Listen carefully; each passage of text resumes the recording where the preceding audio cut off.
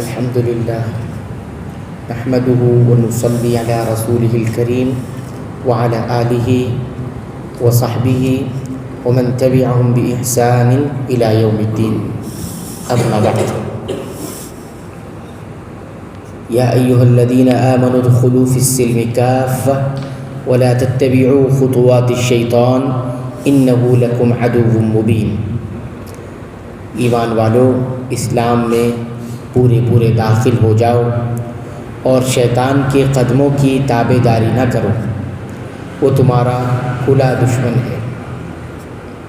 ایمان والوں کو کہا جا رہا ہے کہ اسلام میں پورے داخل ہو جاؤ. اس طرح نہ کرو جو باتیں تمہاری مصلحتوں اور خواہشات کے مطابق ہوں ان پر تو عمل کر لو، دوسرے حکموں کو نظر انداز کر دو. اس طرح جو دین تم چھوڑ آئے ہو اس کی باتیں اسلام میں شامل کرنے کی کوشش مت کرو، بلکہ صرف اسلام کو مکمل طور پر اپناؤ.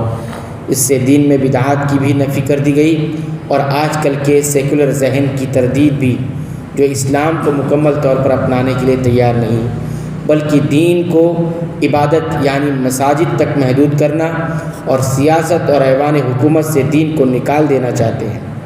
اسی طرح عوام کو بھی سمجھایا جا رہا ہے کہ جو رسوم اور رواج اور علاقائی ثقافت اور روایات کو پسند کرتے ہیں اور انہیں چھوڑنے کے لیے آمادہ نہیں ہوتے، جیسے مرگ اور شادی بیاہ کی مصرفانہ اور ہندوانہ رسوم اور دیگر رواج وغیرہ، اور یہ کہا جا رہا ہے کہ شیطان کے قدموں کی پیروی مت کرو جو تمہیں ان تمام باتوں کے خلاف اسلام باتوں کے خلاف حسین فلسفے تراش کر پیش کرتا ہے، برائیوں کو خوشنما غلاف چڑھاتا ہے اور بدعات کو بھی نیکی باور کراتا ہے، تاکہ اس کے دام میں یعنی جال میں زمین میں پھنسے رہو. فَإِن زَلَلْتُم مِّن بَعْدِ مَا جَاءَتْكُمُ الْبَيِّنَاتُ فَاعْلَمُوا أَنَّ اللَّهَ عَزِيزٌ حَكِيمٌ. اگر تم باوجود تمہارے پاس دلیل آ جانے کے اس کے باوجود بھی پھسل جاؤ تو جان لو کہ اللہ تعالیٰ غلبے والا اور حکمت والا ہے.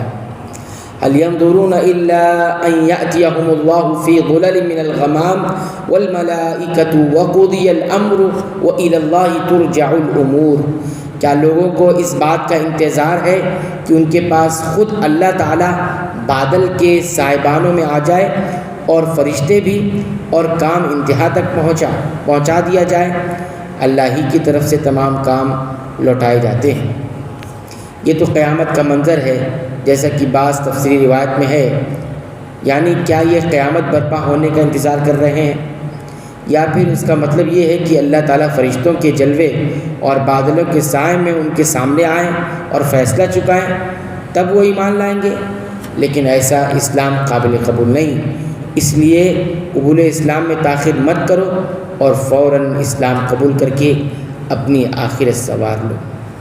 اللہ تعالیٰ سے دعا ہے رب العالمین تو ہمیں قرآن حکیم سے اپنا رشتہ مضبوط کرنے، اس کی پابندی سے تلاوت کرنے اور اس کو سمجھ کر پڑھنے کی توفیق عطا فرما، اس کے مطابق عمل کی توفیق عطا فرما.